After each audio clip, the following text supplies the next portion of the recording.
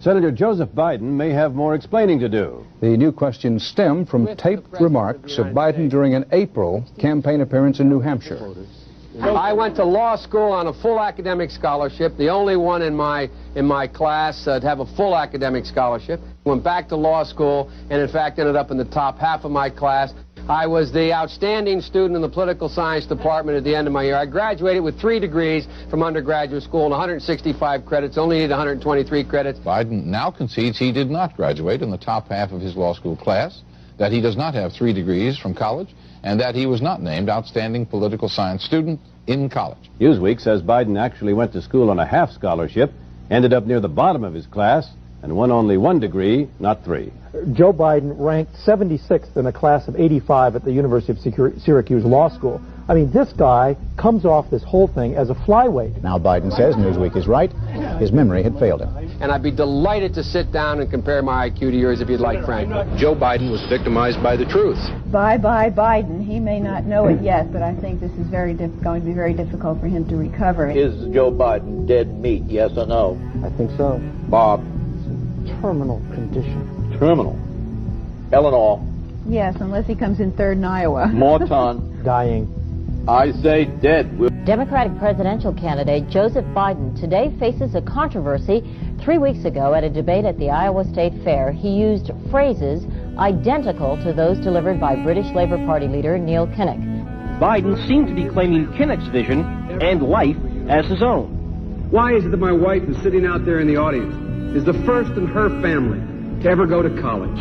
Why is Gladys the first woman in her family in 1,000 generations to be able to get to university? My ancestors who worked in the coal mines in northeast Pennsylvania don't come up after 12 hours and play football. 8 hours underground and then come up and play football. It's because they didn't have a platform upon which to stand.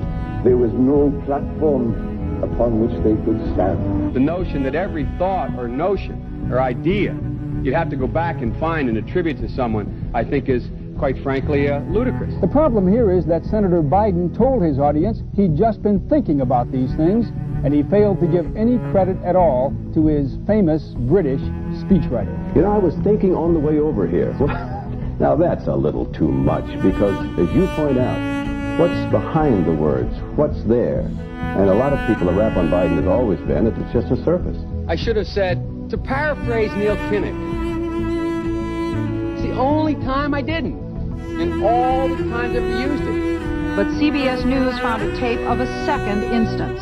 It reappeared in the New York Times with a new charge, that Biden had appropriated a famous litany from the late Robert Kennedy about what the gross national product cannot measure. Cannot measure the health of our children. The health of our children. The quality of our education. The quality of their education. The joy of their play. Or the joy of their play. Biden gave Kennedy no credit. He has also quoted or paraphrased John Kennedy, Hubert Humphrey, and British Labour Party leader Neil Kinnock, all without credit. Joseph Biden admitted today that he committed plagiarism when he was in law school. He said it was a mistake, but that it was unintentional. He quoted 5 pages of someone else's work without proper citation. I've done some dumb things, and I'll do dumb things again. He was given an F. So, ladies and gentlemen, I've been dumb. To the political community in Washington, it all seems of a piece. Plagiarism at law school, plagiarism on the stump. The great communicator. Strike that. The great imitator. You don't steal verbatim, or when you do, as he did 99% of the time, you give credit. Biden's critics say he sells himself as a man whose words and visions can inspire a new generation in politics. But if the thoughts, phrases, and visions really belong to others, it's a form of false advertising. Is it a wise idea, though, to take something that personal, anyway, from another politician and try and appropriate it to your own campaign? I think it was a stupid thing to appropriate material that was really very personal, that was someone else's. Most people didn't know who he was, you know, Joe Biden, and now they're going to say, oh yeah, he's the guy who plagiarized. That's the first. Politically, that's devastating. These clips are devastating. He looks like a Joe Biden wind-up doll with somebody else's words coming out. If they're going to do things that are stupid as well as immoral, then they're probably too dumb to have the job of president. The voters are going to have to decide whether he was dishonest or dumb.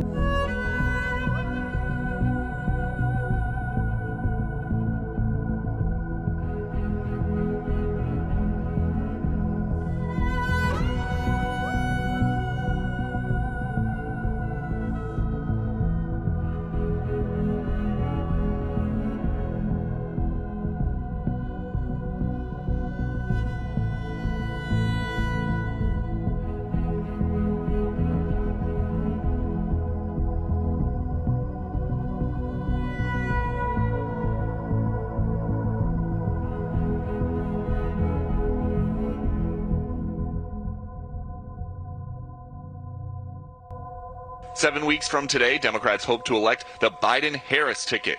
Or is it the other way around? A Harris administration together with Joe Biden as the President of the United States. That slip raised eyebrows, but it was made again today by Biden himself. Harris-Biden administration is going to relaunch that effort.